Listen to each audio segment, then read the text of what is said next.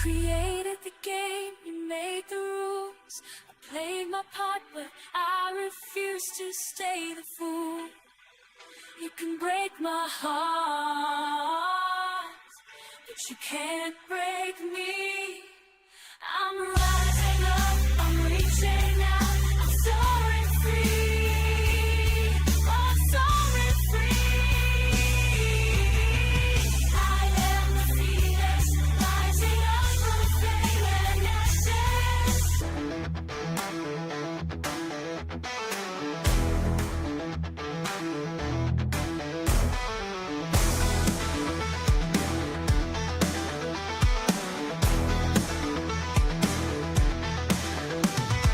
Writer's block is my enemy, keeping me from my destiny. Lord, won't you hear my plea? Help me reach the end of the story.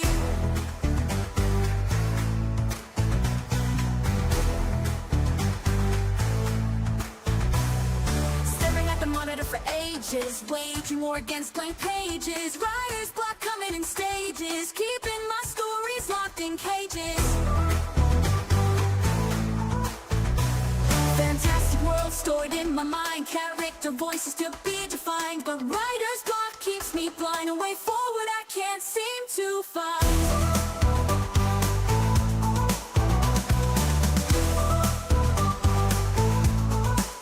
Writer's block is my enemy, keeping me from my destiny. Lord, won't you hear my plea? Help me reach the end of the story. This is my writing reality, battling to set my mind free of fears that won't let me be, so I can deliver my story. Inspiration strikes, I need to begin. Get to chapter 5, put down my pen. Writer's block's got me again. No, I can never seem to win.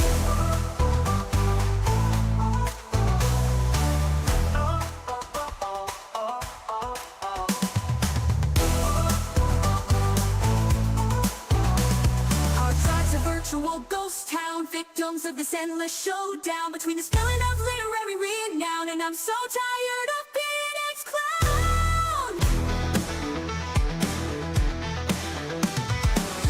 I'm praying on my knees, Lord, won't you hear my pleas? Help me get past the tyrannies, stealing my creative energies. Writer's block is my enemy, keeping me from my destiny. Lord, won't you hear my plea? Help me reach the end of the story. Then the Lord said to me, focus your energy, commit to your strategy, then you'll finally be able to finish the story.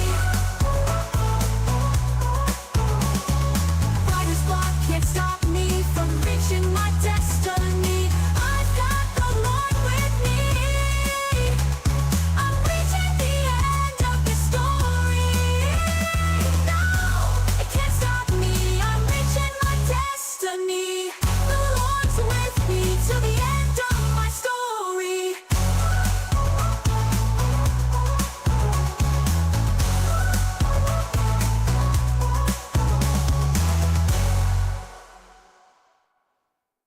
I am the phoenix. I was born in flame. All right, it is time for us to move along to writing and chatting, if it will in fact show that to me. There we go. Now it should be showing me what I need to see. Hopefully everybody's week has been good and you are ready to get to creating. Let me pop out chat so I can see it on my other screen.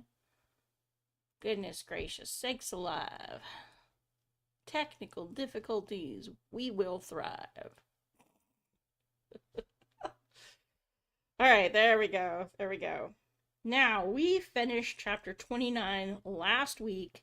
And so for those of you who are new to the stream or who didn't make it in last week, we are going to read through chapter 29. Give me just a moment to make the text and font large enough that it's easy for people who normally have trouble reading to read. Yep, that should be good. I'm going to blow it up a little in size. just so we make it as easy as possible. Chapter 29, Devries in the Dark. Treason. That charge weighed on his mind as he lay there in the dark, listening intently to try and figure out what to do next. The one thing he still had going for him, the one thing that gave him hope, was the tracking GPS in his belt. I should probably capitalize that, I think. It carried a strong enough signal that even through the thick cave walls, it could be picked up. And the CIA, he knew, had a vested interest in protecting his assets, at least for the moment.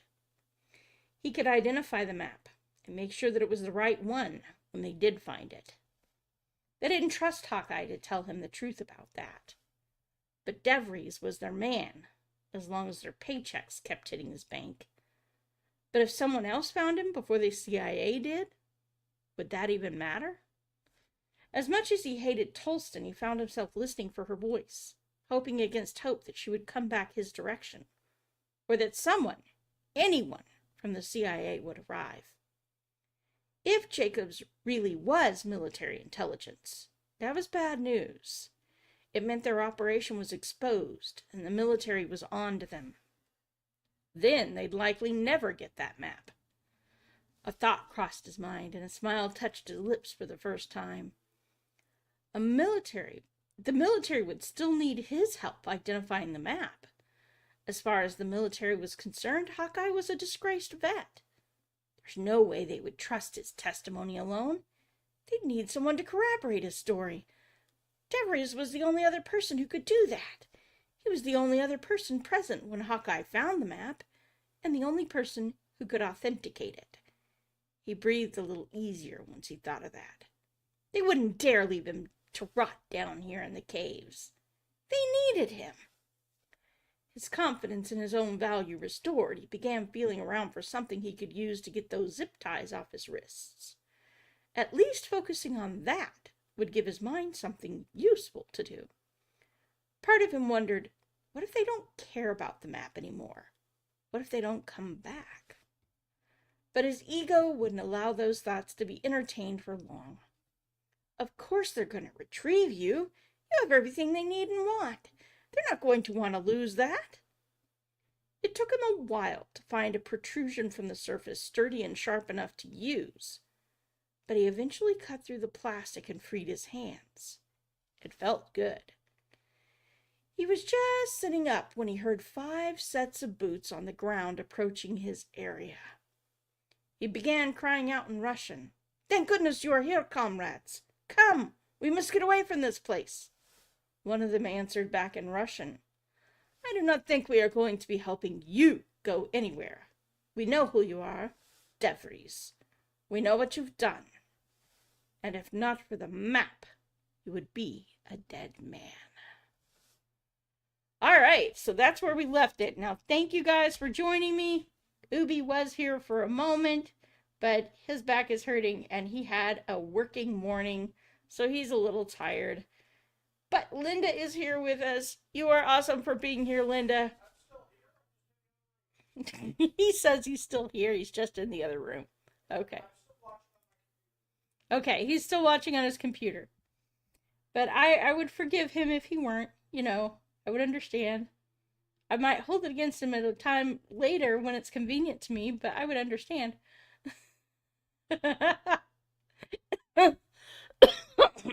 So last week, we kind of decided that we were going to start this story with Delilah and Seymour, this week's story. So, yeah.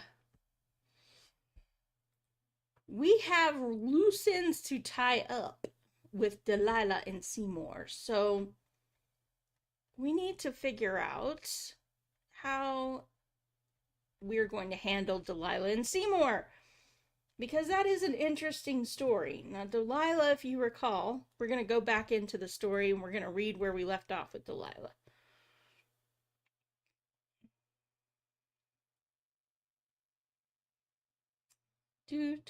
Confronting Delilah. "You two wait in the car while I go check on Delilah and give her the chance to get herself ready." He steeled himself for the confrontation as they pulled into the parking lot of the bed and breakfast where he'd left her. He pulled out the keys and unlocked the door, calling out, "Hey, Delilah, are you decent?" She sat on the bed, a pout on her face, wearing the same outfit from the day before. "Wherever did you go, Seymour? I was waiting for you." "I left you a note. Told you I was going ahead to Mammoth Caves. I brought something back, by the way," he said as he stepped outside the door and waved Mortis and Hawkeye forward. She stood up to follow him. "Oh, really?" As she peeked out the door, her face fell when she spotted the two men. "Who are these folks, Seymour?" she asked, and he could see the questions in her eyes. He gestured first toward Hawkeye. "This is my buddy Hawkeye." He paused for a moment and looked her dead in the eyes as he said the next words. "He's the guy that Devery's fellow wanted you to distract me from rescuing." Her face went from confused to frightened in the space of a few seconds. He then pointed toward Mortis. "And that's my buddy Mortis. He's a streamer I happen to follow. He's the reason Hawkeye and I met." He could see her becoming confused again, but she put a smile on her face and extended her hand. "Pleasure to meet you all. What a cute little monkey," she finished. "Will he mind if I pet him?" Mortis shrugged. "You're welcome to try." She reached out a hand and stroked Spin's head. "What's his name?" Mortis smiled. "The monkey? He's Spin." Delilah turned back to Seymour. "That's so sweet. Do you mind if I ask why you brought them with you?" He nodded. "I brought them because we need to let the people who have been worried about Hawkeye know that he's safe." A look of guilt crossed her face. "Oh," was all she said, though. He turned to Mortis. "You got everything you need?" Mortis nodded. "The portable guitar and the J-rig are in my backpack. That should be everything if you can get me logged on to the internet here." Within 30 minutes, they were ready to go and live on stream. "It's the Mad Musician coming to you live again from just outside Mammoth Caves. Today we've got not just one, but two special guests joining us." Mortis turned to Seymour. "Seymour, my good buddy, join me for our scavenger hunt out at Mammoth Falls. Seymour, why don't you show them the prize you won for winning that hunt?" Seymour waved Hawkeye into the picture. "It's a real live Hawkeye." Mortis grinned at the camera as the chat went nuts. People were dropping super chats and welcoming Hawkeye back. "Where's he been? What happened?" Hawkeye took over the keyboard so he could answer questions for everyone all around. They spent a little over an hour chatting with everyone, answering questions, and celebrating Hawkeye's return. Once the camera switched off, though, Seymour stood up and gestured toward Delilah. "Let's go on a walk, shall we?" Her face grew paler than usual, and she nodded. They stepped outside, leaving the rest behind, and he got a few paces before Delilah turned to him, tears in her eyes. "You don't understand, Seymour. I didn't want to do it. Honestly, I didn't. But they didn't give me a choice. It was that or they were going to take me to jail." Seymour frowned. "That doesn't make what you did okay. That doesn't make it right. You nearly let a man die because you were trying to avoid going to jail?" Tears slid down her sculpted cheeks. "They told me nobody was going to get hurt. They just needed to talk to him. I swear I didn't know, Seymour. I swear. You believe me, don't you?" His heart softened just a little. "I believe you didn't mean to hurt anyone. That doesn't mean you didn't. What hurts the most is that you used me in this. Did you even care, or was this just all about keeping yourself out of trouble?" She reached for his hand. "I always did care, Seymour, even when I wasn't very good at showing it." He let her take it, but doubts filled his mind. "You could have told me the truth, you know, if you truly did care." She shook her head. "They would have known I told you, and then I would have ended up in jail." He sighed. "How am I supposed to trust you? How do I know you're not just saying all this so that I'll keep helping you?" She brought his hand up to her face and kissed the palm of it. "I am sorry. I don't know how to prove that I care." He studied her for a second, searching her eyes. "I guess once your car's been fixed, I'll know. If you stay, I'll know you cared. If you leave, I'll know you didn't. Her eyes widened. You still gonna help me with my car? He nodded. I promised, and I don't go back on a promise. She closed her eyes and 2 more tears spilled. You're too good to me, Seymour. I don't know what I ever did to deserve you. Seymour didn't say it, but the thought did cross his mind. Neither do I. So now we decided that we were going to tell this side of the story from Delilah's point of view. And that means we've got a few questions to ask ourselves and a few more to answer. So I'm going to pop some in the chat. Is Delilah innocent? Relatively.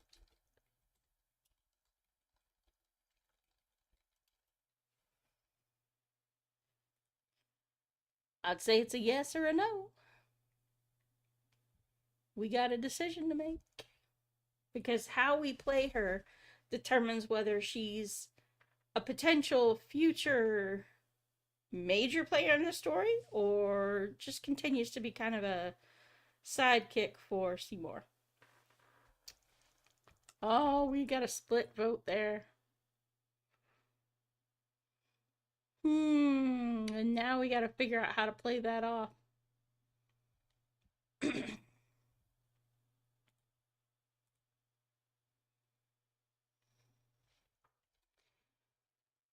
Oh my. What should we do with that? Got a 50-50 on a yes-no vote. And I do believe that's all the people we got watching. No, we got 4 viewers. We just got a couple of lurkers. That's okay. I love my lurkers too. If you don't feel comfortable participating, it would make my life easier if you did. But if you don't feel comfortable participating, I understand it too. Let's see. There are no wrong answers here. Just so you know, it's all about the story. Oop. Let me get back to what I'm supposed to be showing y'all. Flipping through. This is my punishment for all the tabs that I keep open. I drive Ubi crazy like that. All right, so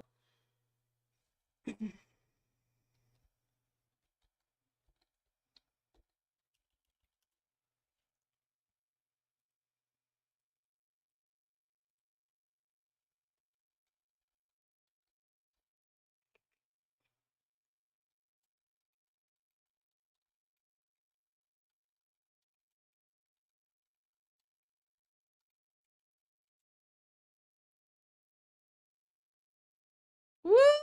All right, now we got 3 votes going. Hey, welcome to the stream, Riffs.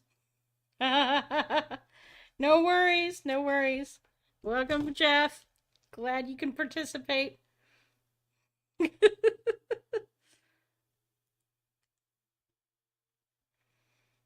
right, so we got 2 votes.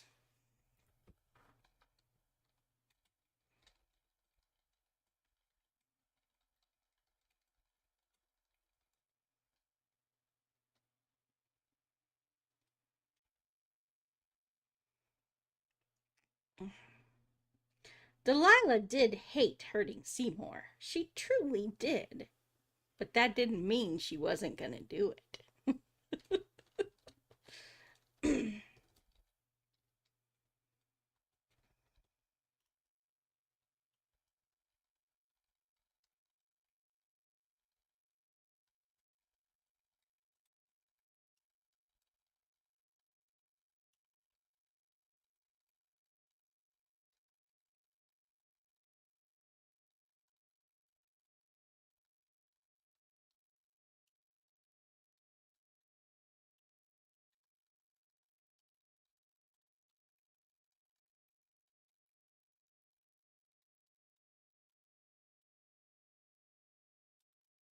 There we go. There she is.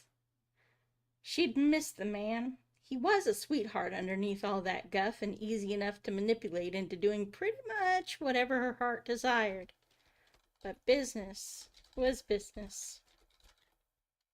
And show business was brutal.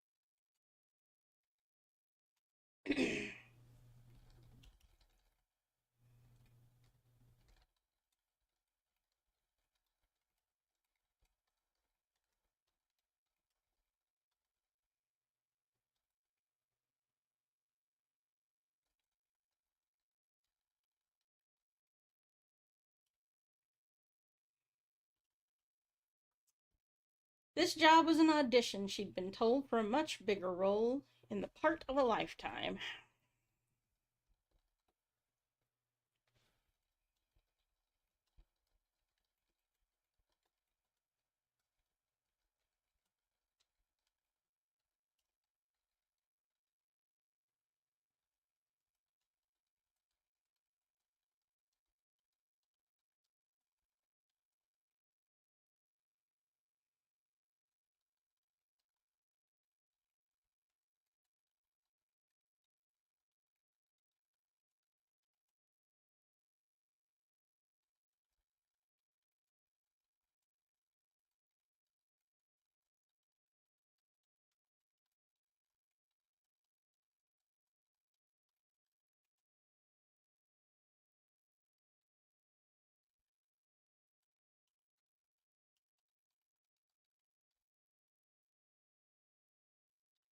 Miss Danelle, where?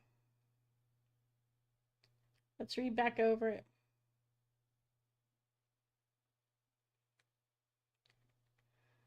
Ah, yes, splendored thing. Thank you. It's always good to have other people to keep you in check.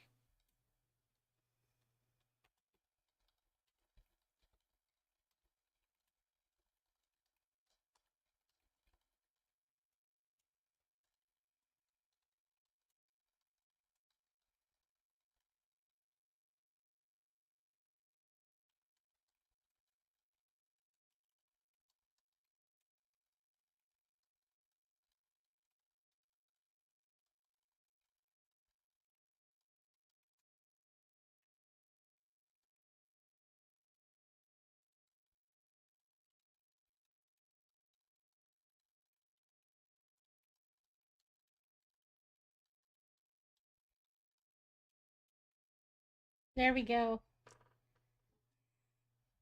Delilah did hate hurting Seymour. She truly did.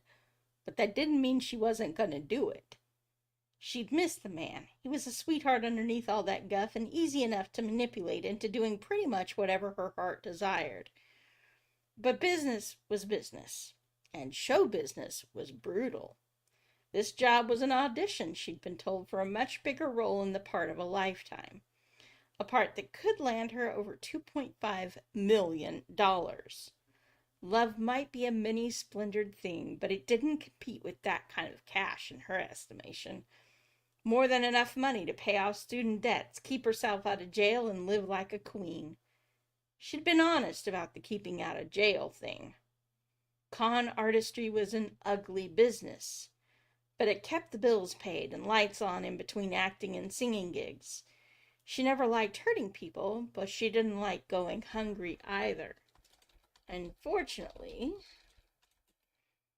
con artistry had its risks. Fair share of risks. And getting caught meant the risk of going to jail. She'd been on her way to jail when DeVries intervened.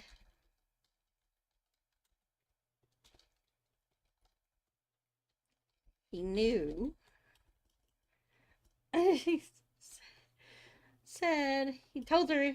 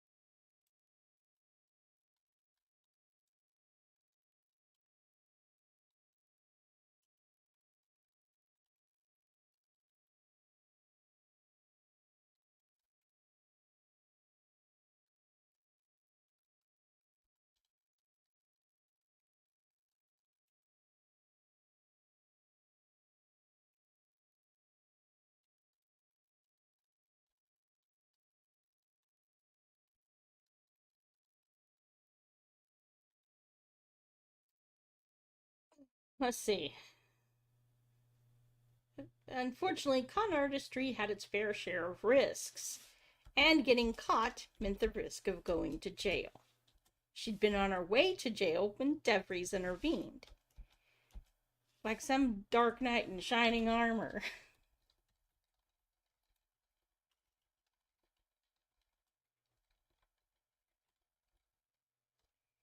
He told her, when he'd shown up to post her bail, that he could make all her troubles go away if she had agreed to do one minor gig for him. She hadn't asked what that minor thing was. She'd been too focused on the idea of avoiding jail. Whatever you ask, she'd told him. When he told her she was going to be used to distract Seymour, she'd been surprised, but hadn't minded too much. She'd wanted to reconnect with Seymour, and this gave her an excuse to do that. Now, here she was, the truth in the open, and Seymour knew at least part of it. But he couldn't know all of it. Couldn't know all of it.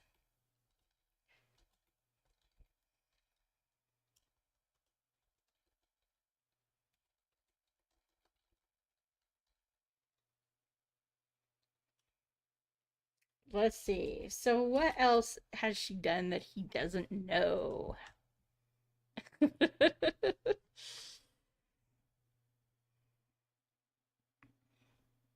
Let's see. Were DeVries and Delilah involved at some point?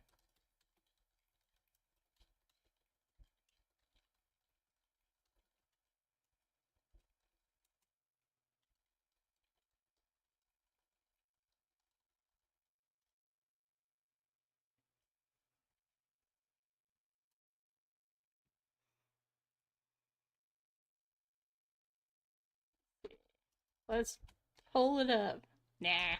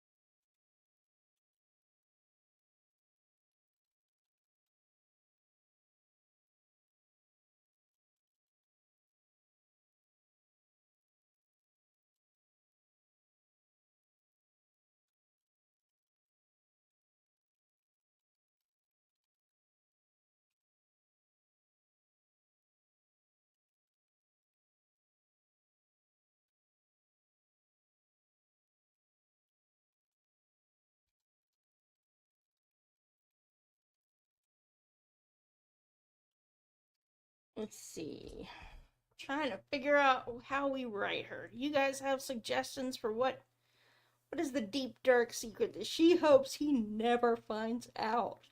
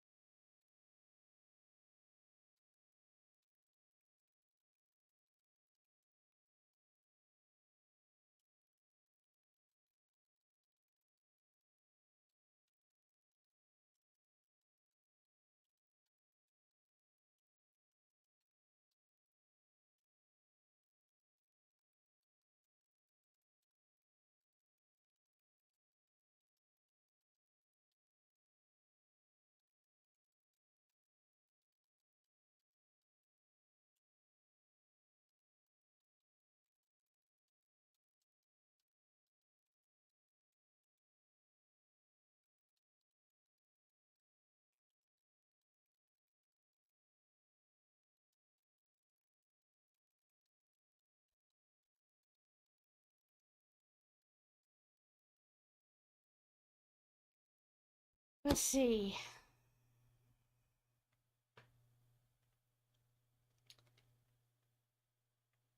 Seymour was quiet on the drive over to the parts store. She tried to take his hand and he let her, but he wouldn't meet her eyes.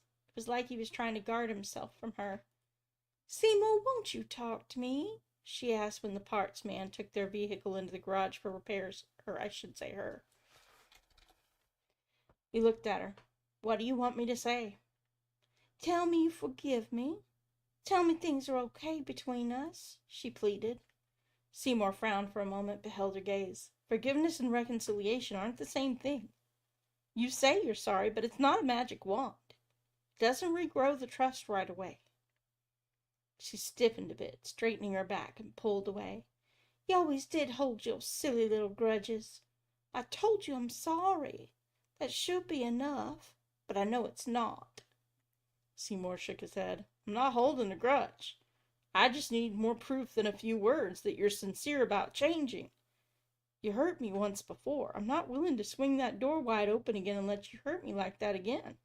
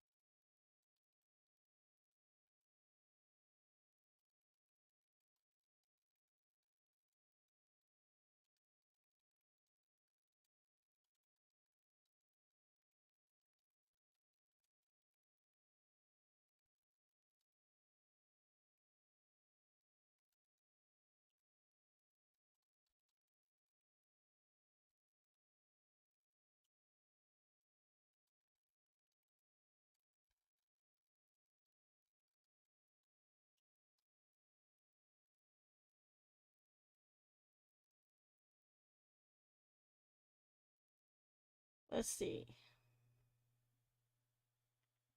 She pouted. You were sure willing to let me in the other night. You forget about all that? Seymour rubbed his forehead with his hand. It was a mistake, and I knew it even then. He sighed. You're right, though. There's something about you, Delilah, that I just can't resist. She perked up at that, and a bright smile stretched across her face. I knew you loved me. I knew it. She tried to step into his arms, but he stopped her. I do, but I'm not sure it's more than a one-way street. That's the part that's bothering me.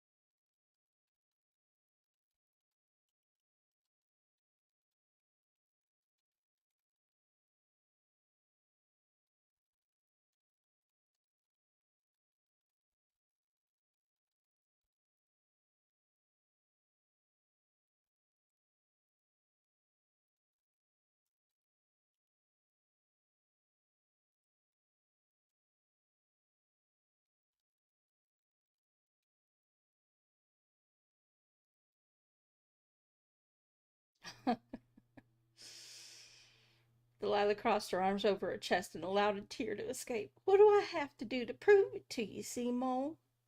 He shook his head and looked away. Tell me the truth, the whole truth, and don't leave anything out. If you can do that, I won't have any reason not to trust you. Her face fell. Oh, I see. So you think I'm lying to you? Seymour looked her over. Don't try to con a con man, sweetheart. It won't work.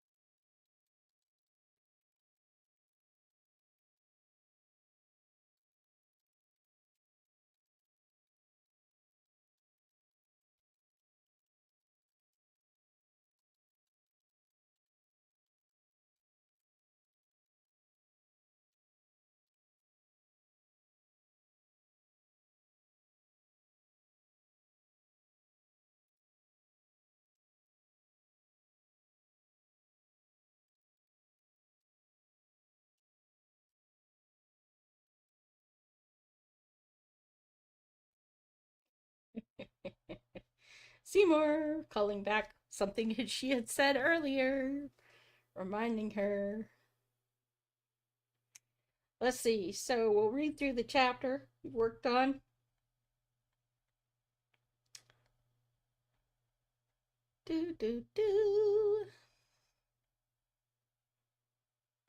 Delilah and Seymour. Delilah did hate hurting Seymour. She truly did. But that didn't mean she wasn't going to do it. She missed the man. He was a sweetheart underneath all that guff and easy enough to manipulate into doing pretty much whatever her heart desired. But business was business, and show business was brutal. This job was an audition. She'd been told for a much bigger role in the part of a lifetime, a part that could land her over $2.5 million. Love might be a mini-splendored thing, but it didn't compete with that kind of cash in her estimation. More than enough money to pay off student debts, keep herself out of jail, and live like a queen. She'd been honest about the keeping out of jail thing. Con artistry was an ugly business, but it kept the bills paid and the lights on in between acting and singing gigs. She never liked hurting people, but she didn't like going hungry either. Hey, Cal, that's okay. I missed your stream, buddy, and I really apologize for that because I had it in my head that you were streaming at 10 my time. And then I get in there and you had already streamed. So I don't know how that worked. I'm just a mess, I guess. And then I see that I've missed you. Missed your whole season. You got a summer season you're going away for. Unfortunately, con artistry had its fair share of risks. And getting caught meant the risk of going to jail. She'd been on her way to jail when DeVries intervened. Like some dark knight in shining armor. He told her when he'd shown up to post her bail that he could make all her troubles go away if she'd agree to do one minor gig for him. She hadn't asked what that minor gig was. She'd been too focused on the idea of avoiding jail. Whatever you ask, she'd told him. When he told her that she was going to be used to distract Seymour, she'd been surprised but hadn't minded too much. She'd wanted to reconnect with Seymour, and this gave her an excuse to do it. Now here she was, the truth in the open, and Seymour knew at least part of it. But he couldn't know all of it. Hey! He would never understand, she was sure, how low she'd fallen in the process of trying to keep everything going. She was ashamed to admit it even to herself, and that was the worst part. Seymour was quiet on the drive over to the parts store. She tried to take his hand, and he let her, but he wouldn't meet her eyes. It was like he was trying to guard himself from her. "Seymour, won't you talk to me?" she asked when the parts man took her vehicle into the garage for the repairs. He looked at her. "What do you want me to say?" "Tell me you forgive me. Tell me things are going to be okay between us." Let's see.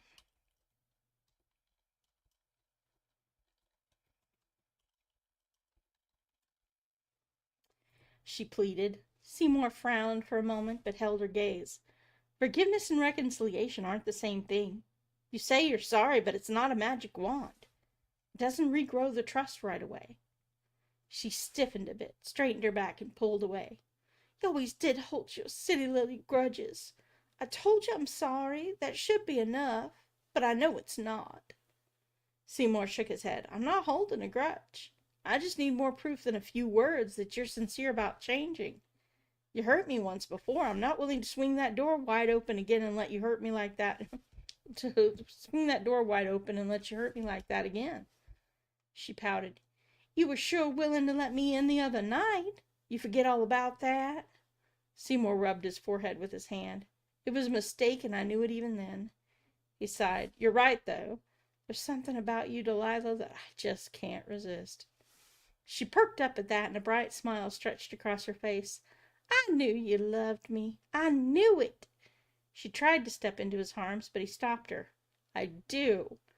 But I'm not sure it's more than a one-way street. That's the part that's bothering me." Delilah crossed her arms over her chest and allowed a tear to escape. "What do I have to do to prove it to you, Seymour?" He shook his head and looked away. "Tell me the truth. The whole truth. And don't leave anything out. If you can do that, I won't have any reason not to trust you." Her face fell. "Oh, I see. So you think I'm lying to you? Seymour looked her over. Don't try to con a con man, sweetheart. It won't work. Her eyes widened for a brief moment as she looked into his face. You're not a con man, are you, Seymour? He laughed, but the laugh was low and ugly, not at all mirthful. Only the very worst kind. The kind who cons even himself. She wasn't sure she understood what that meant. You're playing with me, Seymour. He shook his head. No, I'm reminding myself. At that point, the parts man returned to the area. We'll have everything ready in about an hour if you want to go have some lunch. Seymour nodded. Come on, then. Time for lunch. My treat, of course. Delilah took his offered arm. I don't know what to make of you. You are sure a puzzle to me. Seymour looked down at her as they stepped outside the doors. Guess you'll have to stick around a little longer to unravel the mystery, eh? She smiled and patted his arms. I guess so. They took a seat after ordering their food, and Seymour lowered his voice. Weren't you on your way to Nashville for one very important meeting? And tell me how you know DeVries. Oop, there's the point. There's her choice. She gets to choose. Is she going to tell him the truth, or is she going to stack on some lies? You and I both know she's probably not going to tell him the truth. After all, there's $2.5 million on the line. So we'll ask chat. What do you think? Will Delilah tell him the truth?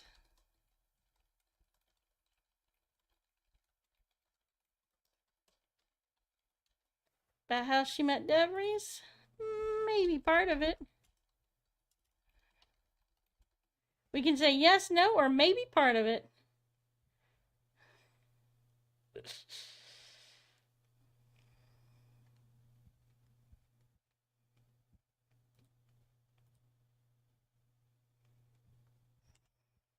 Yeah.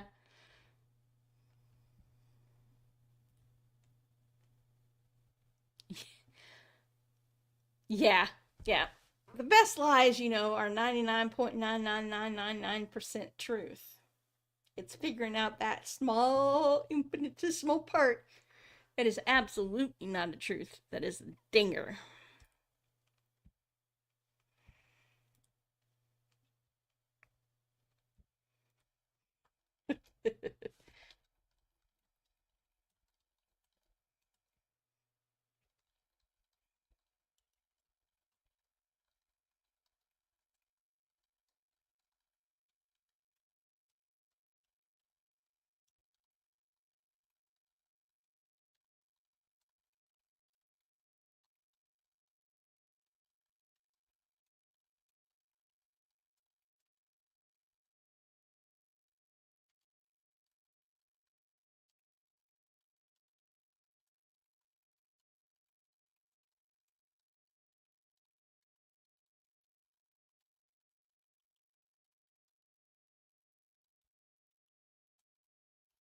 I like it. She opened her mouth and stopped when Seymour held up a single finger. Before you say a word, just know this. I have connections that can help me verify every word you say. So before you tell me a lie or another half truth, just think about that. Ooh, howdy.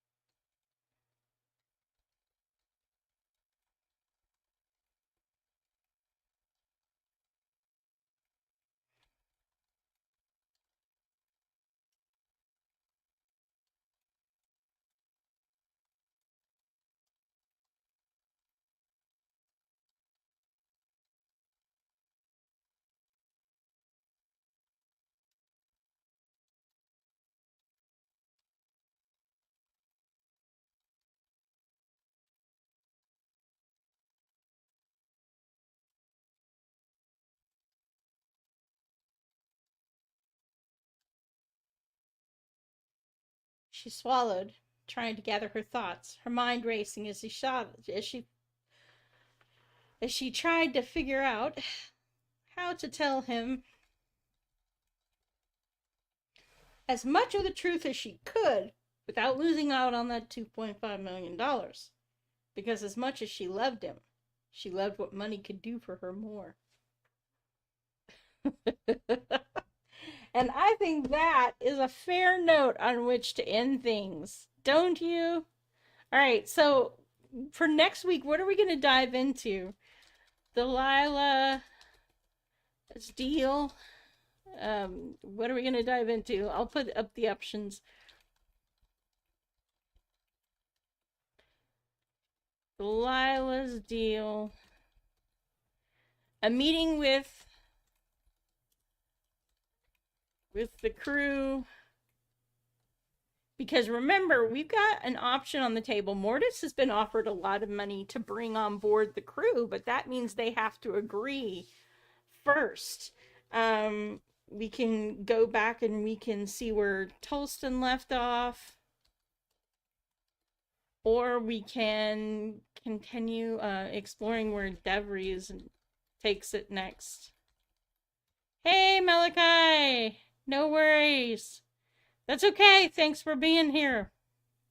I appreciate it. And thanks for letting me know. So let's see what we got. Guitar maintenance work. Yeah, that's something that'll keep you busy.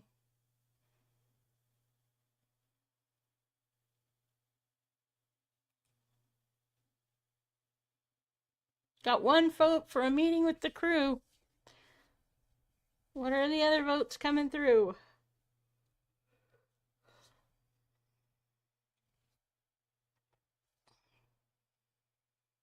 Two votes for a meeting with the crew. 3 votes. Oh, wait. Yep, we got 2 votes for a meeting with the crew, and then 1 vote for finding out what Delilah's deal was. So we'll put that.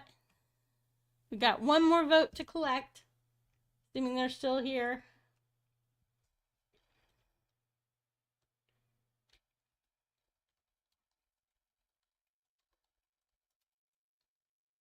Yep, 75%. We're going to do meeting with the crew. All right.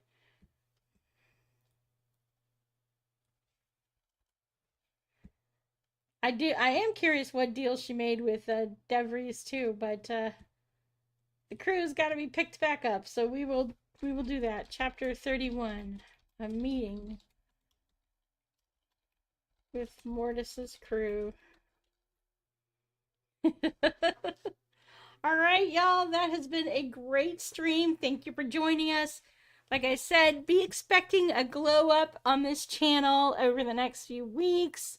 I'm going to be working to implement some cool stuff, some new songs, some maybe even some new presentation stuff.